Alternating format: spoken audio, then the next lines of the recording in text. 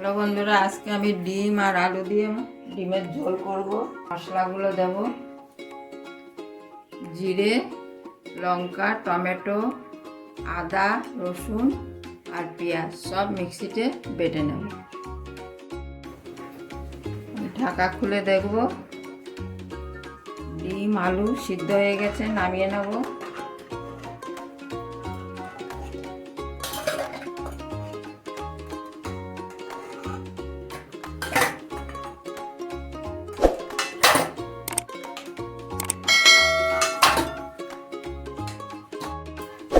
কড়াই গরম হয়ে গেছে, এবারে তেল দিয়ে দেবো। তেল দিয়ে ডিমটা ভেজে নেব। ডিমটা দিয়ে দেবো।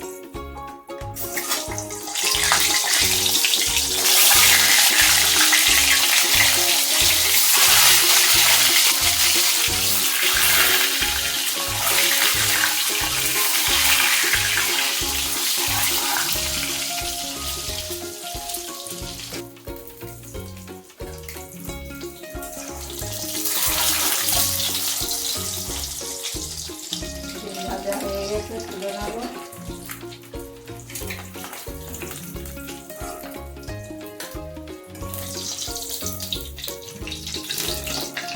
আর ফোড়নে গরম মশলা দিয়ে দেবো: ডালচিনি, এলাচ, লবঙ্গ,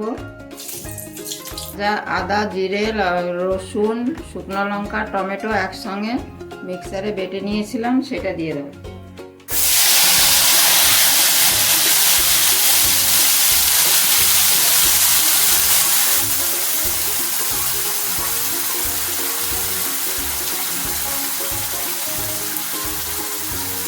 এটা দিয়ে জল দিয়ে দেবো।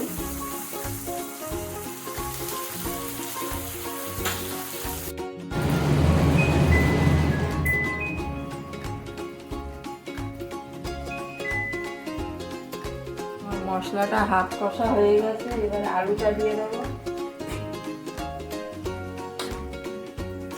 আলুটা দিয়ে কষে নেব। সিদ্ধ আলু, এটা ডিমের সঙ্গে সিদ্ধ করে নিয়েছিলাম।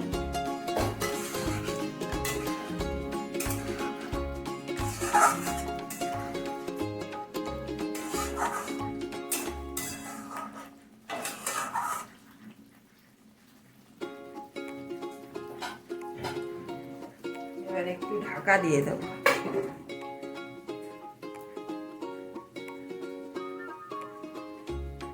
দিয়ে দেবো পরিমাণ মতন হলুদ, পরিমাণ মতন নুন,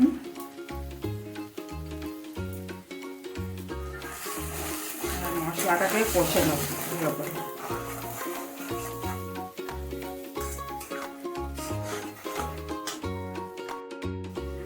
এবারে ঢাকাটা খুলে দেখবো।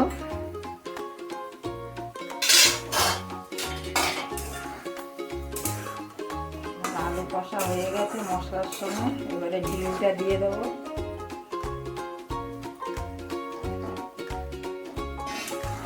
ডিমটা দিয়ে নাড়িয়ে চাড়িয়ে জল দিয়ে দেবো। কষানো হয়ে গেছে ডিম আলু মশলার সঙ্গে।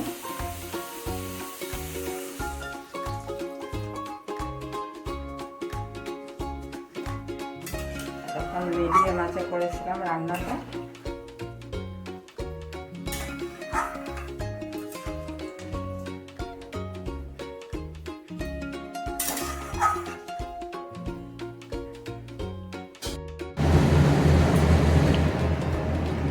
ডিমের ঝোল হয়ে গেছে।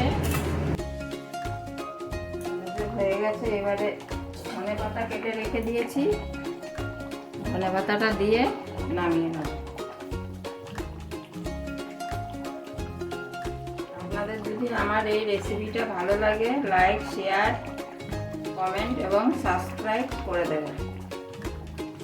আর এইভাবে রান্না করে খাবেন। ডিমের ঝোল খেতে মাংসের ঝোলের মতন লাগে। এবার নামিয়ে নেব।